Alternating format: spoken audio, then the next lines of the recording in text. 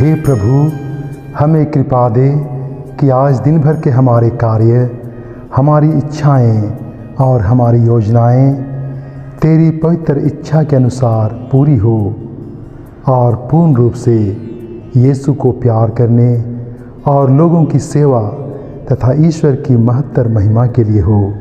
आमीन।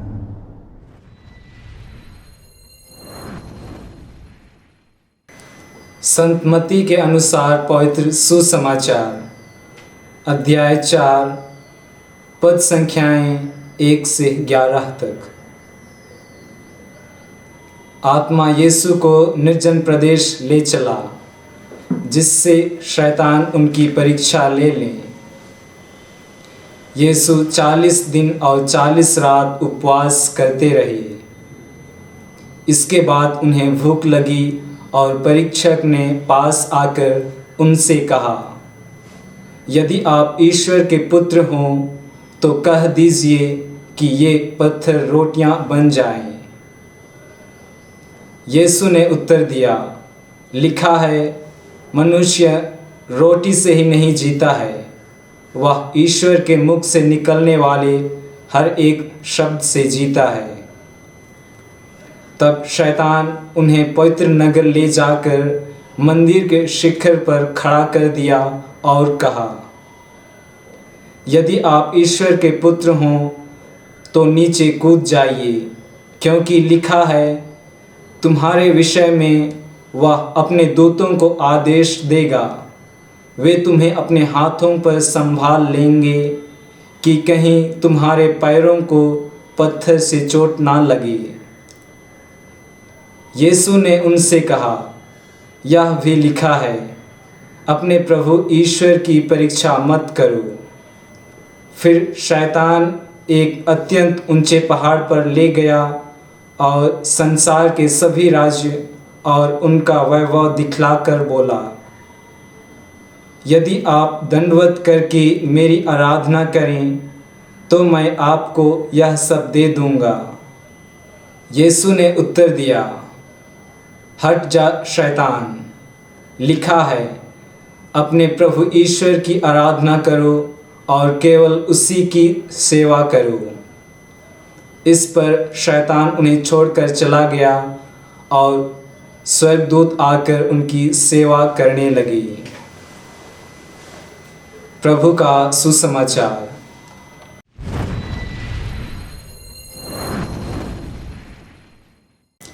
प्रिय भाइयों एवं बहनों, आज 40 का पहला इतवार है। आज के पाठों में ईश्वर की अनुकंपा और अनुग्रह का जिक्र मिलता है, साथ ही परमेश्वर के अपरंपार प्रेम का बखान भी मिलता है। प्रभु यीशु मरुस्थल में प्रार्थना करते और शैतान द्वारा रखे गए प्रश्नों का उत्तर देते देखे जा सकते हैं। आज के पाठ हमें बताते हैं कि किस तरह हमें हर परिस्थिति में परमेश्वर से जुड़े रहना है। शैतान बहुत बड़ा बाधक है जो ईश्वर और मनुष्य के संबंध को तोड़ता है। आज के मत्ती रचित सुसमाचार में हम सुनते हैं कि किस तरह मरुभूमि में शैतान ने यीशु की परीक्षा ली। इब्रानी और पुराने नियम के अनुसार शैतान का अर्थ विरोधी समझा जाता है।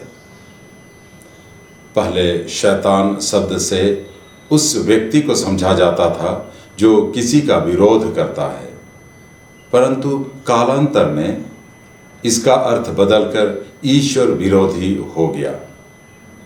नए व्यवस्थान के अनुसार शैतान से यह समझा जाने लगा कि वह बुरी आत्माओं का प्रमुख है। मरुभूमि में परीक्षाओं में विजय प्राप्त करने के बावजूद परीक्षाएं प्रभु यीशु का पीछा नहीं छोड़ती है। वह उनके सांसारिक जीवन के अंत तक रहती हैं।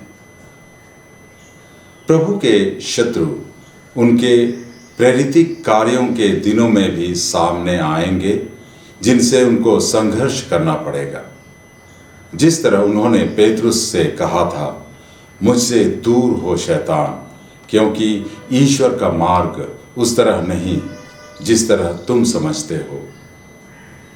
मार्कुस के सुसमाचार में अध्याय 9 पद संख्या 33 में हम पाते हैं कि किस तरह शैतान हमें हमारे दोस्तों और परिजनों के द्वारा भी फंसाने की कोशिश करता है।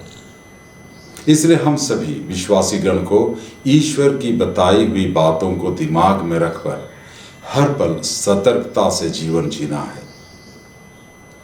चालीसा के प्रारंभ से ही प्रभु यीशु हमें अपने साथ मरुस्थल में ले चलते हैं ताकि हम सुसमाचार विरोधी शक्तियों का सामना कर सकें और अपनी बुरी इच्छाओं, द्वेषों आदि शक्तियों का सामना कर पाएं। पापों के मरुस्थल में हम अकेले शैतान से नहीं जूझते हैं और न ही हम अकेले परीक्षाओं से संघर्ष करने के लिए छोड़ दिए जाते हैं, परंतु ईश्वर और उनकी आत्मा हमारे साथ रहता है।